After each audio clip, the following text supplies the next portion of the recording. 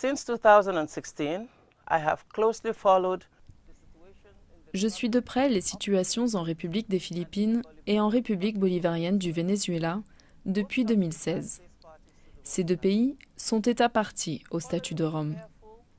Après avoir minutieusement examiné, en toute indépendance et impartialité, un certain nombre de communications et de rapports au sujet de crimes susceptibles de relever de la compétence de la Cour pénale internationale, j'ai décidé d'entamer un examen préliminaire dans chacune des situations en cause. L'examen préliminaire relatif à la situation aux Philippines portera sur l'analyse des crimes présumés commis dans cet État partie depuis le 1er juillet 2016 au moins, dans le contexte de la campagne de guerre contre la drogue lancée par le gouvernement philippin. Plus particulièrement, depuis juillet 2016, des milliers de personnes auraient été tuées car elles auraient illégalement consommé des drogues ou se seraient livrées au trafic de stupéfiants. Tandis que certains de ces meurtres seraient survenus dans le contexte d'affrontements entre gangs ou au sein de ceux-ci, nombre des faits rapportés concerneraient des meurtres extrajudiciaires perpétrés au cours d'opérations policières de lutte contre la drogue. L'examen préliminaire de la situation au Venezuela portera quant à lui sur l'analyse des crimes qui auraient été commis dans cet État partie depuis avril 2017 au moins, dans le contexte des manifestations et des troubles politiques y afférents. En particulier, les forces de l'ordre de cet État auraient fréquemment eu recours à la force de manière excessive pour disperser des manifestants ou réprimer des manifestations et auraient arrêté et détenu des milliers d'opposants véritables ou perçus comme tels, dont un certain nombre auraient subi de graves sévices et mauvais traitements pendant leur détention. Des groupes de manifestants auraient également eu recours à la violence, faisant des morts et des blessés au sein des forces de l'ordre. Au regard du statut de Rome, la responsabilité d'enquêter sur les responsables de crimes internationaux et de les poursuivre incombe en premier lieu aux juridictions nationales.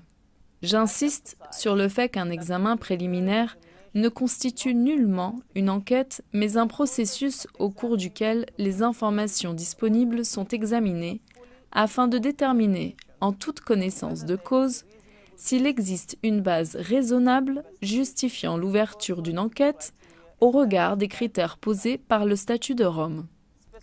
Pour y parvenir, en ma qualité de procureur, je suis tenu d'analyser en particulier les questions liées à la compétence, à la recevabilité et aux intérêts de la justice.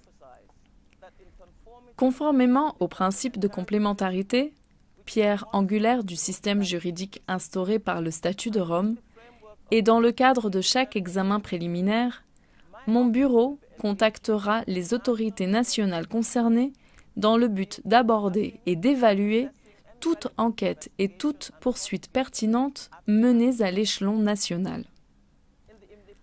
Dans le cadre de sa mission qu'il mènera en toute indépendance et en toute impartialité, mon bureau tiendra également dûment compte de l'ensemble des observations et des points de vue qui lui seront transmis, guidés exclusivement par les exigences du statut de Rome.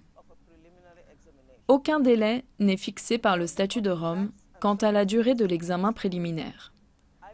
Je pourrais décider, en fonction des faits et des circonstances propres à chaque situation, s'il convient d'ouvrir une enquête, sous réserve d'un éventuel examen judiciaire, de continuer à recueillir des informations afin de rendre une décision suffisamment motivée en fait et en droit, ou de ne pas ouvrir d'enquête s'il n'existe pas de base raisonnable permettant de le faire. Je rappelle que mon bureau s'acquitte de la mission qui lui incombe en toute indépendance et en toute impartialité, conformément à son mandat et aux instruments juridiques de la Cour en vigueur. Ce faisant, nous espérons pouvoir compter sur la totale coopération des autorités nationales concernées aux Philippines et au Venezuela.